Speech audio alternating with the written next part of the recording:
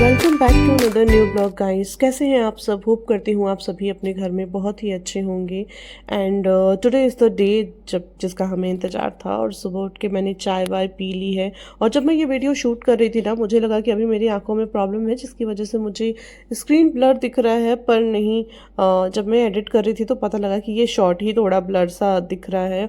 और अभी बजे थे कुछ सुबह के 5:30। मैंने उठ के अपनी चाय वाय पी ली थी और ड्रेस वेस मैंने निकाल लिया था। मैं ये येलो कलर की कुर्ती के साथ पहनने वाली हूँ ब्लू कलर की डेनिम जींस, क्योंकि मैं और प्रशा ही ट्रैवल कर रहे हैं तो मुझे चाहिए बहुत सारा पॉकेट। और ज़रा मेरी शक्ल देखो यार, मतलब खुद ही समझ में नहीं आ रहा है कि मैं ट्रैवल करने वाली हूँ और बिल्कुल भी प्रिपेयर फील नहीं कर रही हूँ, क्योंकि मेरी आंखों में इतनी इतनी ज़्यादा इरिटेशन हो रही है, रेडनेस है। आप देखो तो ज़रा, अभी बचे हैं सुबह के अराउंड 6:30 हो रहे हैं और प्रशा भी रेडी हो गई है। हम ऑलमोस्ट रेडी ही हैं। मैंने प्रशा को बस जगा के उसे ब्रश वश करा के कपड़े पहना दिए थे, और बाकी के रेस्ट जो भी काम होंगे ना मैं वो गाड़ी में ही करूँगी, क्योंकि हमें एयरपोर्ट पहुँचने में काफ़ी ज़्यादा टाइम लगने वाला है। और इतने देर में उसका जो भी है ब्रेकफास्ट है, मैंने उसका शूज़ भी ले लिया है ताकि लास्ट टाइम में पेप पहना दूंगी।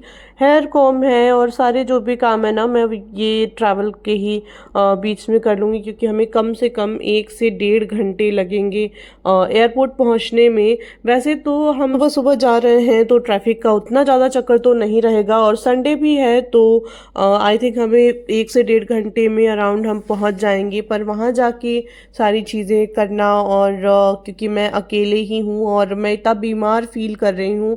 And look at the sunrise, कितनी प्यारी सी छोटी छोटी सी किरणें आ रही हैं, बिल्कुल लंबी सी।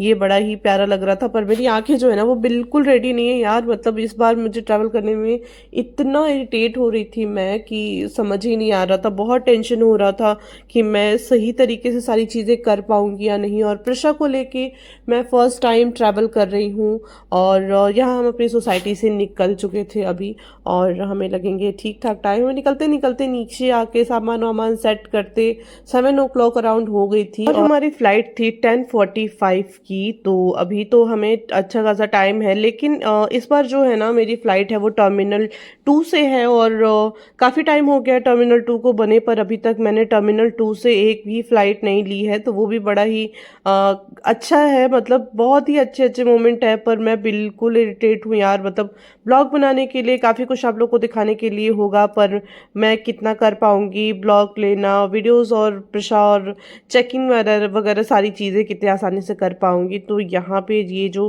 मूर्ति बनी हुई है ना, ये जिनके नाम पे एयरपोर्ट है उनकी मूर्ति बनी हुई है। किनका नाम है वो आप देख लेना, मैं प्रोनाउंस करने का मेहनत नहीं करूँगी बिल्कुल भी। और जिनको नहीं पता है मैं उन्हें बता दूं कि बनारस हम क्यों जा रहे हैं, बनारस में क्या है।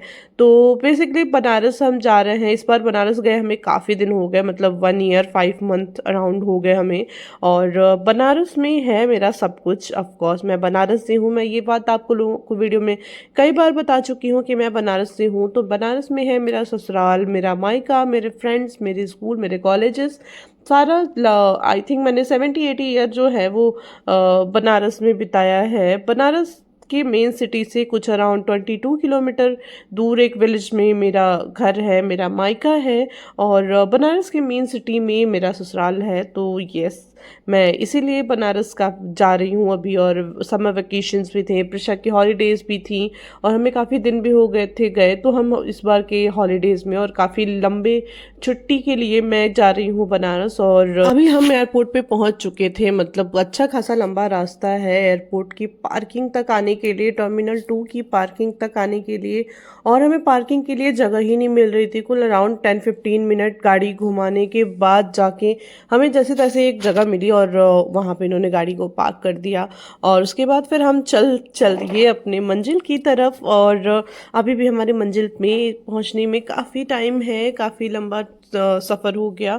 और अभी देखो चल के हम आ गए हैं ये लिफ्ट में और ऊपर जा रहे हैं। और ये लिफ्ट पूरा देखो कमरे जैसा बिल्कुल बिल्कुल बना हुआ, मतलब एक छोटा सा रूम या वॉशरूम की साइज जितना ये होगा। आई होप कि मैं प्रॉपर एरिया कैप्चर कर पा रही हूँ अगर।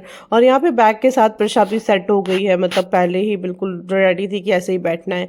और यहाँ से कुछ हमारा एरिया जो है ना वो शुरू होता है, मतलब अभी मैं भी पहली ही बार आ रही हूँ। काफ़ी सुना था टर्मिनल 2 के बारे में कि काफ़ी अच्छा बना हुआ है, न्यूज़पेपर में इसके काफ़ी चर्चे थे। मोदी जी आए हुए थे इसके उद्घाटन के लिए। और जस्ट वेट एंड वॉच, मतलब वीडियो लास्ट तक देखिएगा। जिनको हरियाली से, पेड़ पौधों से प्यार है ना, मतलब उनके लिए तो अमेजिंग। आप देखो हर जगह आपको पेड़ पौधे दिखेंगे। आई थिंक ओवरऑल एयरपोर्ट के अंदर भी सारे पेड़ पौधे लगे हुए हैं। आप ऊपर देखो, आप ऊपर भी आपको पेड़ पौधे दिख रहे होंगे। वो लाउंज एरिया है एयरपोर्ट के सेकंड फ्लोर पे। और मतलब हर जगह भी अभी तो कुछ नहीं, ये तो सिर्फ आउटर एरिया है। एयरपोर्ट के अंदर भी अब मुझे हर जगह दिखे पेड़ पौधे, और मतलब पूरा काफ़ी चीज़ें बना रखी हैं। मेरा तो देखते ही दिल नहीं भर रहा था, इतनी सारी इंटरेस्टिंग चीज़ें। और सबसे बड़ी बात कि इतना अच्छा हाइजीन था, हर जगह साफ़ है, सफाई है, और सारी चीज़ें एज इट इज़ लोगों ने मेंटेन की है। यस, बैंगलोर की सबसे अच्छी बात मुझे यही लगती है कि सिंसियर पर्सन है, सब ने चीज़ों को इतने अच्छे से मेंटेन किया हुआ है। कोई भी जगह एयरपोर्ट हो या कोई भी हो। और टर्मिनल 2 से मैं पहली बार ट्रैवल कर रही थी, क्योंकि मेरी फ़्लाइट कभी भी टर्मिनल 2 पे हुई ही नहीं डिक्लेयर, हमेशा 1 से ही रहती थी।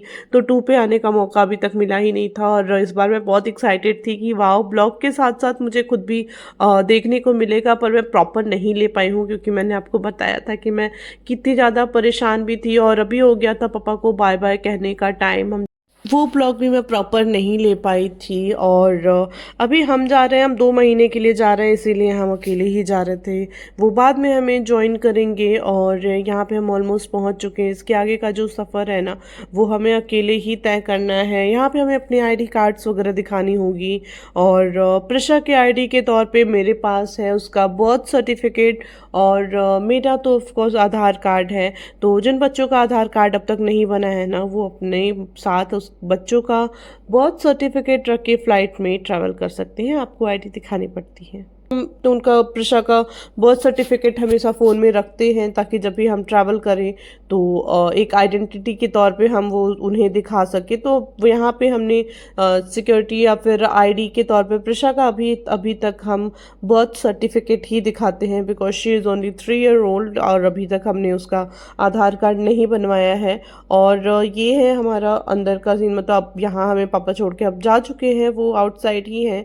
अब इसके आगे का जो भी सफ़र है, तो आई थिंक ना मैं अभी रुकी हुई थी, क्योंकि मैं चेंज कर रही थी अपना चश्मा। और क्योंकि मेरी आंखों की रेडनेस की वजह से मैंने ब्लैक गॉगल्स लगा रखे थे, ताकि लोग मतलब ऑफ कोर्स थोड़ा जज करेंगे कि क्या हुआ है, या फिर इस तरह से देखें। और मुझे अच्छा भी नहीं लग रहा था, बार बार मेरी आंखें अच्छे से खुल भी नहीं रही थी। और मुझे देखना था, क्योंकि मैं ट्रैवल कर रही थी एयर इंडिया एक्सप्रेस से, तो उसका काउंटर हमें देखना था कि किधर है जहाँ पे हम अपने चेक इन कर सके। और यहाँ पे हमें करना पड़ा थोड़ा सा इंतज़ार, क्योंकि हमने प्री बुक कर रखी थी अपनी सीट।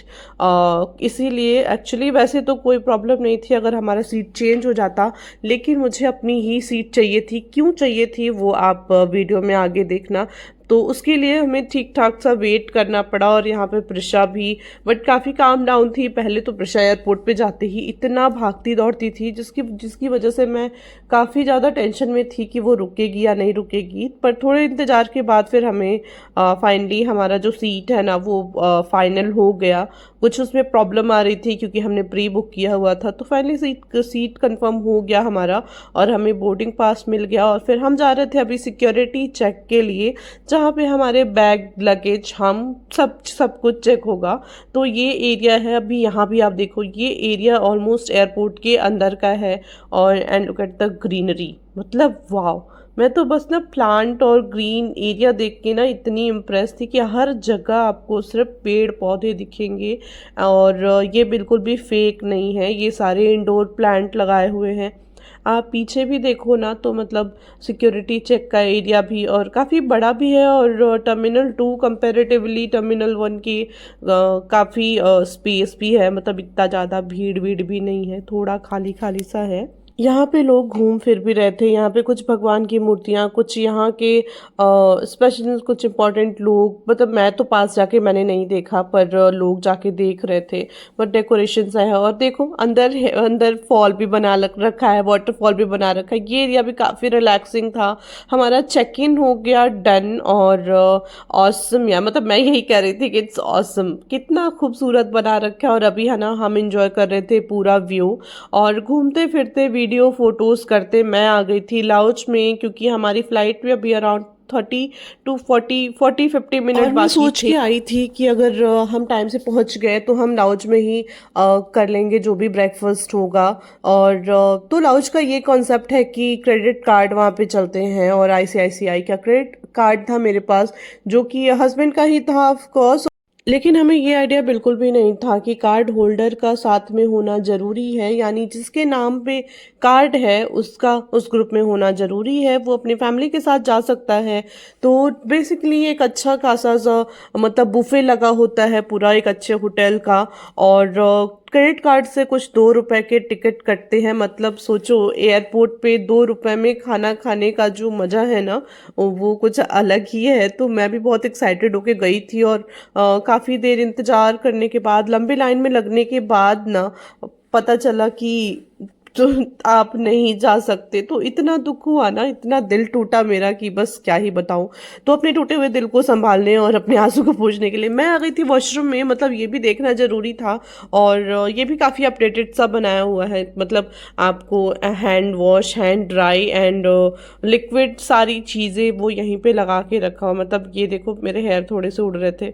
तो 2 रुपए में बूफे में खाना खाने का सपना तो मेरा टूट गया था। तो मैं आ गई थी एयरपोर्ट के ही एक रेस्टोरेंट में, कुछ गुले किचन करके, जहाँ पे मैंने ऑर्डर किया था एक डोसा और इडली, क्योंकि प्रशा इडली इजली खा लेती है।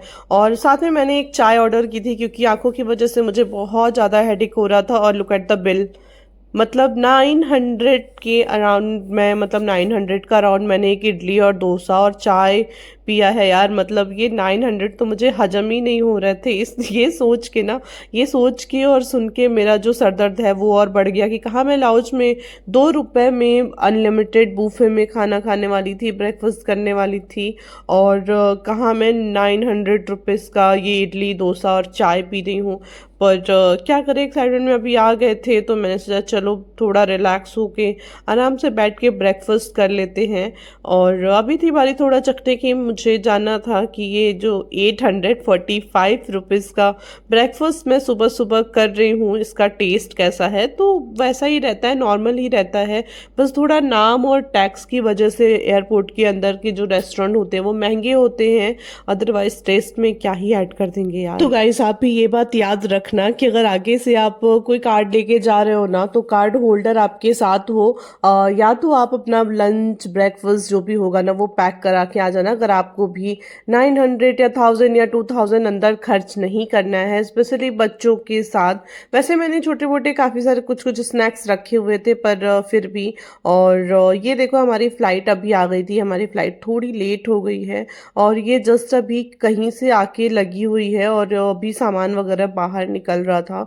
कुछ सामान, हमारे सामान जो है वो लोड हो रहे थे, और बाकी पुराने सामान निकल रहे थे। और यहाँ पे चेक इन हो गया है फाइनली स्टार्ट। हमारी जो फ़्लाइट है ना वो अराउंड 30 मिनट लेट है, 10:45 की टाइमिंग थी, और अभी 11:15 11:10 समथिंग हो रहा है, जबकि अभी चेक इन बोर्डिंग स्टार्ट हुआ है, जस्ट अभी बोर्डिंग स्टार्ट हुआ है। और अभी तो टाइम ही है अभी फ्लाइट में जाके बैठ, फ्लाइट का रनवे पे जाना, टेक ऑफ, इतनी सारी चीज़ें बाकी हैं। तो अभी हम चल के आ गए थे, और फाइनली लंबे इंतज़ार के बाद अभी हो गया हमारे फ्लाइट में चढ़ने का time. And look at the pressure, पर ये एक चीज़ काफ़ी अच्छी हो गई यार, प्रशा ने काफ़ी अच्छा कोऑपरेट किया। मैं काफ़ी डर रही थी क्योंकि इससे पहले जब भी हम उसे लेके आते थे ना, वो इतना खेलती थी, इतना कूदती थी कि उसे सँभालना बड़ा ही मुश्किल हो जाता था। तो अक्सर उसके लिए भी एक अलग एक सॉल्यूशन मैंने सोचा हुआ था, पर इस बार वो काफ़ी अच्छे से मेरे साथ में ही थी और यहाँ वो मुझे अंदर खींच रही थी कि कहीं ऐसा ना हो कि मैं उसे छोड़ के चली जाऊँ। वैसे एयरपोर्ट पे बच्चों के लिए अलग से एक रूम बना रहता है जो कि न्यूबॉर्न बेबीज़ हैं, अगर मदर को फीड कराना है, डायपर्स चेंज करने हैं एंड ऑल चीज़ें हैं, तो वो उस रूम में आराम से जाके बैठ सकती हैं। एक टाइम के बाद मैंने जब वो जाना ना, तो प्रिशा को मैं भी लेके अक्सर वहीं जाके बैठ जाती थी आराम से, क्योंकि उसमें बहुत सारे टॉयज़ होते हैं खेलने के, बच्चों के एंटरटेनमेंट के लिए। तो एक टाइम के बाद मैं उससे वहीं लेके सीधा चली जाती थी, अदरवाइज़ वो पूरे एयरपोर्ट का चक्कर मरवा देती थी जो भी साथ में होता था। और इस बार तो मैं अकेले ही ट्रैवल कर रही थी, तो मैं ये बिल्कुल हैंडल नहीं करना चाहती थी, बट उसने काफ़ी अच्छे से कोऑपरेट किया and this is the my seat. Yes, इस बार मैं ट्रैवल कर रही थी एयर इंडिया एक्सप्रेस के प्रीमियम क्लास में, और मुझे चाहिए थी एक कंफर्टेबल सीट ट्रैवल, क्योंकि 2 ढाई घंटे बैठने हैं और प्रशा भी साथ में थी और मैं ऑलरेडी अच्छा फील नहीं कर रही थी। तो मुझे लगा कि कम से कम यार 2.5 घंटे का सफ़र तो कंफर्टेबल होना चाहिए। तो मैंने प्रीमियम क्लास में इस बार टिकट बुक कराई थी, और यहाँ पे हमें मिली थी ये फैसिलिटीज़ के जो तौर पे ना, जो जो फ़ायदे हैं प्रीमियम क्लास के वो मैं आपको बता देती हूँ। प्रशा भी इतने आराम से बैठ के एंजॉय कर रही थी, और ये आगे काफ़ी अच्छा सा स्पेस है, काफ़ी कंफर्टेबल है। साइड में यहाँ पे रिमोट मिला हुआ है जो आप निकाल के भी यूज़ कर सकते हो। वैसे कुछ खास टीवी में देखने के लिए नहीं था, पर अगर आप अपना कुछ ले आए हो तो आप कनेक्ट करके ब्लूटूथ से देख सकते हो। और यहाँ पे 2 प्लग मिले थे स्विच, जिसमें आप अपना फ़ोन वगैरह चार्ज कर सकते हो एंड लेग स्पेस काफ़ी ज़्यादा। और प्रिशा को देखो कितने सीधे साधे बच्चों की तरह सीट बेल्ट लगा के, और वो पूरा फोकस के साथ वो देख रही थी एयर होस्टेस को, जो वो सीट जो भी वो इंस्ट्रक्शन बताते हैं सीट बेल्ट के, सारी चीज़ें। और अभी हमारी फ़्लाइट ना टेक ऑफ हो गई थी फाइनली। हमारा जो जितना भी काम है ना, मतलब बहुत भारी लगता है चेक इन करना, लगेज अंदर चला जाए, सारी चीज़ें प्रॉपर हो जाए। इंसिडेंट की अभी ना हमारे बगल वाली सीट पे भी कोई ट्रैवल नहीं कर रहा था, आगे बिल्कुल स्पेस था। प्रिशा को अच्छा खासा इधर उधर टहलने घूमने के लिए जगह मिल गया था, और वो खेल कूद के अभी थोड़ी देर के लिए सो गई थी। और मैं भी अभी अपनी आँखों को करूँगी थोड़ा सा रिलैक्स। और ऑलमोस्ट हमें अभी 1 डेढ़ घंटे हो गए थे, फ़्लाइट हमारी अराउंड 2.5 घंटे की थी। और कितना भी हो जाए यार, कितने बार भी ट्रैवल कर लो फ्लाइट में, पर विंडो के पास बैठ के ना बाहर बादल का नज़ारा देखने का जो आनंद है ना, मतलब आई लव। बहुत से लोगों को लगता है कि दिखावा करती हो या फिर दिखाती हो, पर क्या करूं यार, इतनी खूबसूरत सी दिखते हैं ना, मतलब मुझसे रहा ही नहीं जाता कैप्चर किए बिना और अब और आप लोगों के साथ शेयर किए बिना। तो अभी ना हम देखिए बनारस पहुंच चुके हैं, और ये देखिए आई थिंक ये गंगा जी दिख रही हैं, वो ऊपर से काफ़ी दिख रही हैं। तो एक पतली सी लंबी सी लाइन, हर बार मैं यही सोचती हूँ कि ये गंगा जी ही है ना, आई थिंक गंगा जी ही होंगी। तो बोलो गंगा माता की जय। हम बनारस ऑलमोस्ट पहुँच गए हैं, और अभी कुछ 1:30 अराउंड या 2 o'clock होने वाले हैं। और देखो ना ऊपर से इतना ज़्यादा बादल था ना, मतलब टर्बुलेंस हमें बनारस में देखने को मिला, जो कि हर बारी अराउंड बैंगलोर में होता है। और हमारी जो फ़्लाइट है अभी लैंड कर चुकी है, और इतने दिनों के बाद मैं पहुंच चुकी हूँ बनारस। एंड प्रशा भी अभी सो के उठ गई थी। And one more thing guys, मैं आप लोग को अक्सर अपने वीडियोस में कहती हूँ कि अगर किसी चीज़ से आप लोग को शिकायत हो, या फिर आप लोग को लगे मेरे वीडियो से रिलेटेड कोई चीज़ें, कुछ ऐसी इन्फॉर्मेशन जो मैं अक्सर आप लोगों के साथ शेयर करती हूँ, ब्यूटी टिप्स से रिलेटेड, या कोई कुछ भी चीज़ें अगर आप लोग को गलत लगे या कुछ लगे कि मैं कुछ ये सही नहीं है, तो प्लीज़ मुझे कमेंट सेक्शन में लिखा करिए। पर आप हैं कि खुद ही परेशान रहते हैं, हो सकता है कि वो चीज़ें अगर मैं गलत कर रही हूँ तो मैं क्लियर कर लूँगी, और या तो हो सकता है कि वीडियो से मैं आप लोगों को क्लियर नहीं कर पा रही हूँ तो मैं आपको कमेंट में रिप्लाई करके कर लूँगी। पर ऐसा नहीं किया करो, अपने अगल बगल वालों से आप बातें करोगे और मुझ तक वो बातें पहुँचती हैं तो ऑफकोर्स मुझे हर्ट करती हैं। तो ब्यूटी रिलेटेड कोई भी चीज़ें हो, अगर आपको लग रहा है कि वो मैंने गलत बताया है तो आप कमेंट में लिख लिया करो, हो सकता है मैं क्लियर कर दूँ। पर ऐसा कुछ भी नहीं है, जो भी मैं करती हूँ वो 100% मेरा मतलब मैं सर्च करके करती हूँ, 100% कोशिश करती हूँ कि आपको जो भी चीज़ें दिखाऊँ बताऊँ वो परफेक्ट हो। तो चलो आगे ऐसा मत करना भाई, अपने अगल बगल वालों से कहने से बेटर है कि मेरे कमेंट में लिख दो और क्लियर कर लो मुझसे ही डायरेक्ट।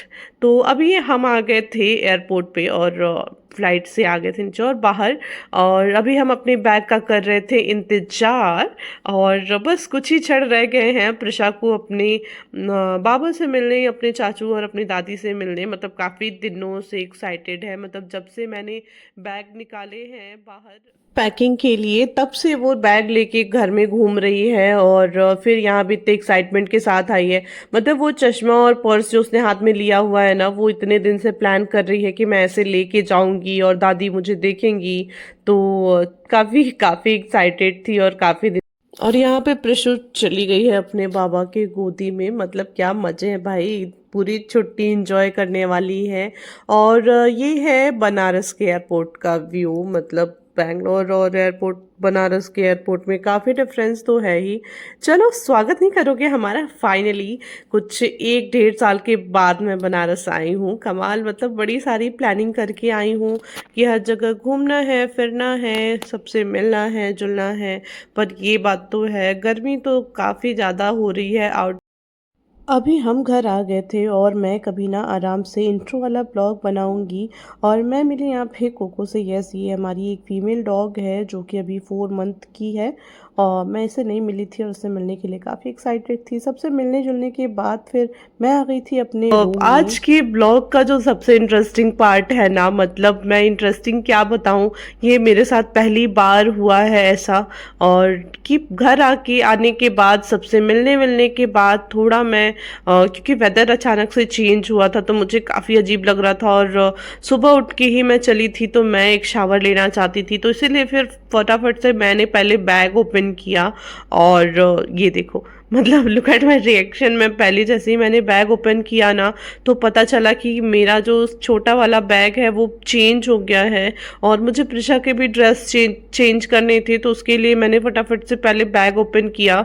उसके बाद पता चला मुझे कि मेरा जो छोटा वाला बैग है वो चेंज ही हो चुका है। मतलब उसके बाद तो फिर समझ में नहीं आ रहा था कि अब क्या होगा, कैसे होगा। मुझे तो लगा कि बड़ी डांट पड़ने वाली है कि पहली बार गई अकेले और बैग ही चेंज कर दिया, ये क्या किया। मतलब अब क्या होगा मुझे ही समझ में नहीं आ रहा है।